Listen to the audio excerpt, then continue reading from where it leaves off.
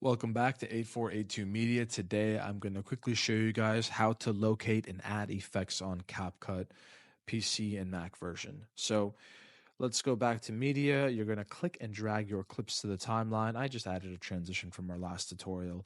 And now once you have your clips in the timeline, you're just going to go up to Effects, click on Effects, and now you'll have video effects and body effects. Mostly it's going to be video effects. We're going to click on that, and now we have an array of different categories of effects, right? So if we go to opening and closing, we have opening and closing effects. If we go to lens, we have lens effects, nightclub, nightclub effects, celebration, retro, light effect, TV. I mean, this is one of the reasons why CapCut is doing so well, is because it has such an array of built-in effects, transitions, filters, and etc. And so if you actually found an effect that you really like on YouTube, you can just type that effect in and it'll pop up. But this is how you add an effect, right? Opening and closing.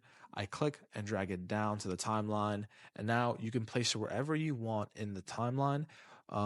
And you can elongate it too. So I can elongate the effect to fit the entirety of a clip and timeline, right? And then you can go up to the special effects and you can mess with the blur, strength, glow, rotate, and speed. Each effect has its own settings. So you guys can play around with those as you'd like. So appreciate it, guys. Have a great day.